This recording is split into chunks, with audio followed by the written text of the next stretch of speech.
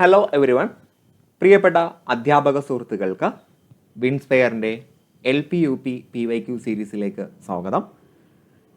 2024 നടന്നിട്ടുള്ള LPST എക്സാമിലെ psychology ചോദ്യങ്ങളാണ് നമ്മളിന്ന് ഡിസ്കസ് ചെയ്യാൻ പോകുന്നത്. ഇതിനകം തന്നെ നമ്മൾ ഒട്ടനവധി PYQs ഡിസ്കസ് ചെയ്തിട്ടുണ്ട്. അതിൻ്റെ എല്ലാ വീഡിയോ ലിങ്ക് ഞാൻ കമൻറ്റ് ബോക്സിൽ പിൻ ചെയ്തിട്ടുണ്ട്. വേണ്ട ആളുകൾ അതുകൂടി കണ്ട് ഉപയോഗപ്പെടുത്തുക. അപ്പോൾ 2024 LPST എക്സാം സൈക്കോളജി അത്യാവശ്യം നിലവാരമുള്ളത് തന്നെയായിരുന്നു അല്ലേ. UPSTയേക്കാൾ കുറച്ചുകൂടി ടഫായിരുന്നു LPSTയിലെ സൈക്കോളജി ചോദ്യങ്ങൾ. ചിലപ്പോൾ നമ്മൾ പഠിച്ചിട്ടില്ലാത്ത ഏരിയയിൽ നിന്നുള്ള ചോദ്യങ്ങൾ വന്നിട്ടുണ്ട്. എന്തായാലും നമുക്കത് ഡിസ്കസ് ചെയ്യുമ്പോൾ മനസ്സിലാവും. സോ ഞാൻ ക്ലാസ്സിലേക്ക് പ്രവേശിക്കുകയാണ്. ഒന്നാമത്തെ ചോദ്യം, ആദിരൂപങ്ങൾ അഥവാ ആർക്കടൈപ്സ് എന്ന കാഴ്ചപ്പാട് മുന്നോട്ട് വെച്ച മനഃശാസ്ത്രജ്ഞൻ. ഇത് നമ്മൾ അതിങ്ങനെ പഠിച്ചു വെക്കുന്ന ഒരു സാധനം അല്ല.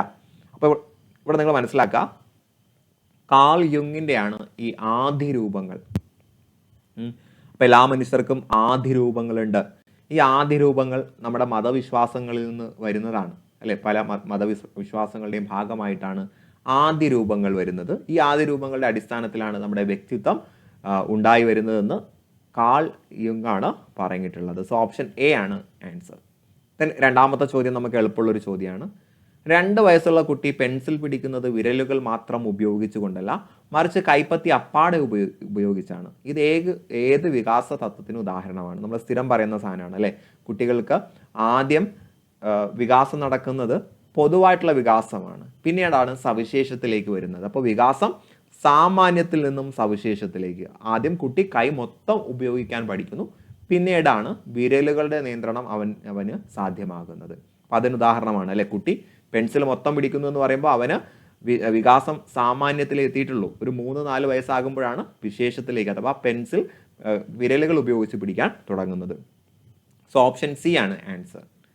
ദെൻ 63 അഥവാ നമ്മുടെ മൂന്നാമത്തെ ചോദ്യം, നിഷേധം, ദമനം, യുക്തീകരണം, താദാത്മീകരണം, ആക്രമണം തുടങ്ങിയവ ഏതുമായിട്ട് ബന്ധപ്പെട്ടിരിക്കുന്നു? സോ ഇതെല്ലാം സമായോജന തന്ത്രങ്ങളാണ് അല്ലെ. ഡിഫൻസ് മെക്കാനിസമാണ് സമായോജന തന്ത്രങ്ങൾ. ഓപ്ഷൻ ബി ആണ് ആൻസർ. ദെൻ നാലാമത്തെ ചോദ്യം, ഓർമ്മയുമായി ബന്ധപ്പെട്ട് സമഗ്ര പഠനം നടത്തിയ JB വാട്സന്റെ ശിഷ്യനായ വിദ്യാഭ്യാസ വിദഗ്ധൻ. അപ്പം മെമ്മറി, ഓർമ്മയായിട്ട് ബന്ധപ്പെട്ട പരീക്ഷണം ആരാണ് നടത്തിയിട്ടുള്ളതെന്നാണ് ചോദ്യം. നമുക്ക് JB വാട്സൺ അറിയാം. JB വാട്സൺ ബിഹേവിയറിസത്തിന്റെ പിതാവാണ് എന്ന് നമുക്കറിയാം. എന്നാൽ JB വാട്സന്റെ ശിഷ്യനായിട്ടുള്ള ഒരു വ്യക്തി ഓർമ്മയെക്കുറിച്ചുള്ള പഠനങ്ങൾ നടത്തിയിട്ടുണ്ട്. അത് നമുക്ക് ഓർമ്മയിൽ ഉണ്ടാവില്ല, അല്ലെങ്കിൽ നമ്മൾ പഠിച്ചിട്ടുണ്ടാവില്ല. അത് കാൾ ലാഷ്ലി ആണ് കേട്ടോ. കാൾ ലാഷ്ലി ആണ് നമ്മുടെ JB വാട്സന്റെ ശിഷ്യനാണ്. അദ്ദേഹം ഓർമ്മയെക്കുറിച്ചുള്ള പഠനങ്ങൾ നടത്തിയിട്ടുണ്ട്. 64 ചോദ്യം. ദെൻ 65 ചോദ്യം, പരിഷ്കൃതമായ യൂറോപ്യൻ കലകൾ, ശാസ്ത്രം, തത്വജ്ഞാനം, സാഹിത്യം എന്നിവയുടെ വ്യാപനം ലക്ഷ്യമാക്കിക്കൊണ്ടുള്ള വിദ്യാഭ്യാസമാണ് ഇന്ത്യയിൽ പ്രചരിപ്പിക്കുന്നതിന് നാം ആഗ്രഹിക്കുന്നത്. അപ്പോൾ ഇന്ത്യയിൽ യൂറോപ്യൻ കലകളും ശാസ്ത്രവും പ്രചരിപ്പിക്കണമെന്ന് വളരെ ഏകപക്ഷീയമായിട്ടുള്ള ഒരു അഭിപ്രായം ഉണ്ടായിരുന്ന വ്യക്തി ആരാണ് എന്ന് ചോദിച്ചാൽ നമുക്ക് പറയാം 1854 വുഡ് ഡെസ്പാച്ച് രേഖയിലാണ് ഈ പറയപ്പെട്ട പ്രസ്താവനയുള്ളത്. സോ അതിന് മുന്നേ വന്ന മെക്കാളെ മിനിറ്റ്സും ഇതിന് സമാനമായിട്ടുള്ള രീതിയിലാണ് അവർ എന്ത് ചെയ്തിട്ടുള്ളത്? വിദ്യാഭ്യാസ പ്രചരണം നടത്തിയിട്ടുള്ളത് എന്ന് മനസ്സിലാക്കുക.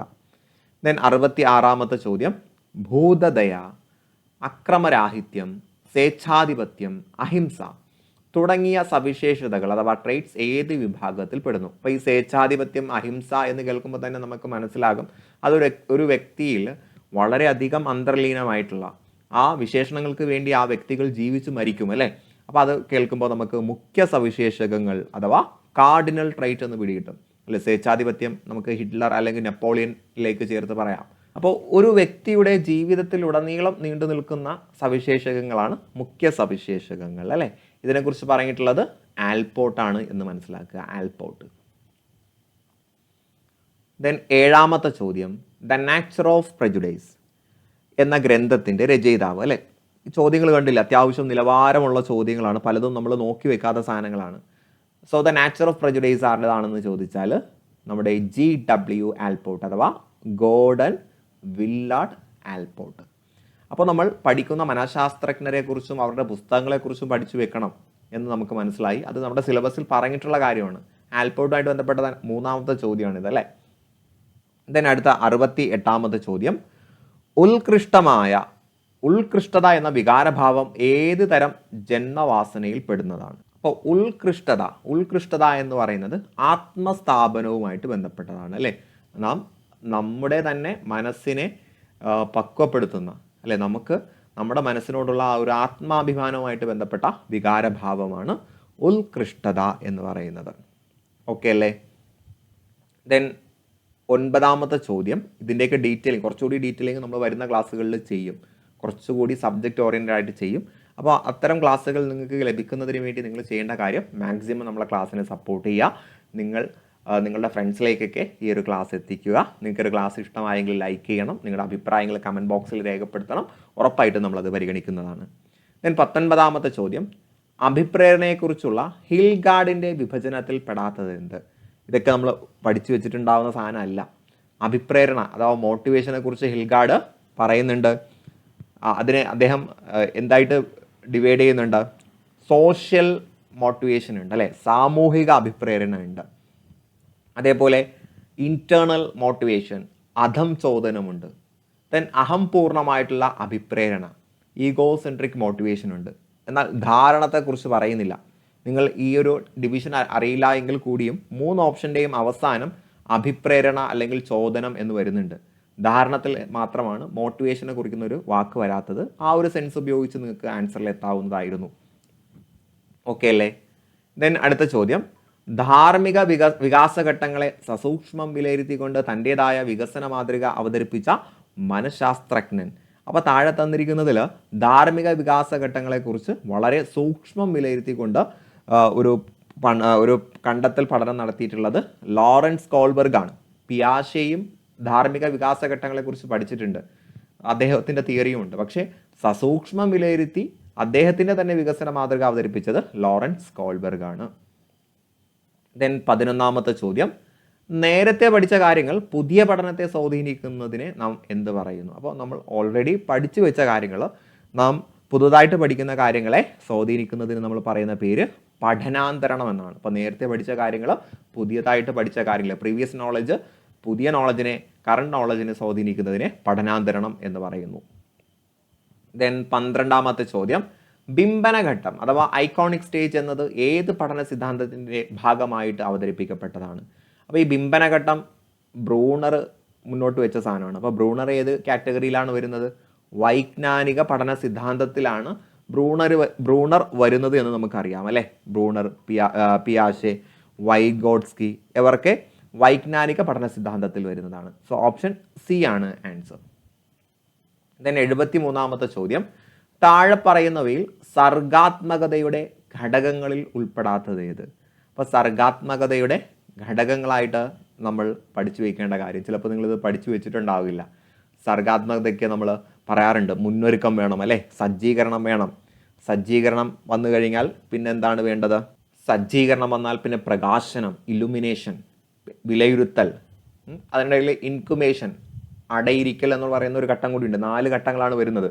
സജ്ജീകരണം, അടയിരിക്കൽ, പ്രകാശനം, വിലയിരുത്തൽ. എന്ത് വരുന്നില്ല? സംവാദാത്മക പഠനം വരുന്നില്ല. അപ്പോൾ ക്രിയേറ്റിവിറ്റിയുടെ സ്റ്റേജസ് 4 നമ്മൾ സാധാരണ സവിശേഷതയാണ് ചോദിക്കുക, ഇവിടെ ഫേസസ് അല്ലെങ്കിൽ സ്റ്റേജസ് ആണ് ചോദിച്ചിട്ടുള്ളത്. ഓക്കെ അല്ലേ.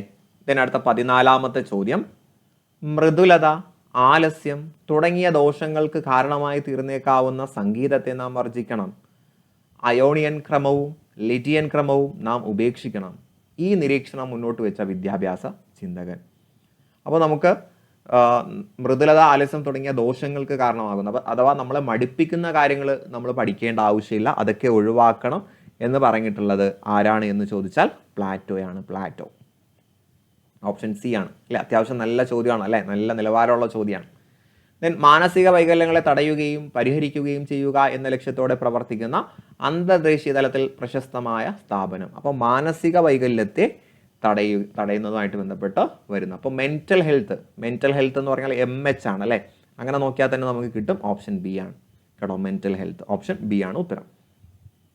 ദെൻ 16ാമത്തെ ചോദ്യം, ഗസ്റ്റാൾട്ട് മനഃശാസ്ത്രധാരയിൽ പെടാത്ത വിദ്യാഭ്യാസ ചിന്തകൻ. നമ്മളെപ്പോഴും പറയുന്ന ഒരു സാധനമാണ്.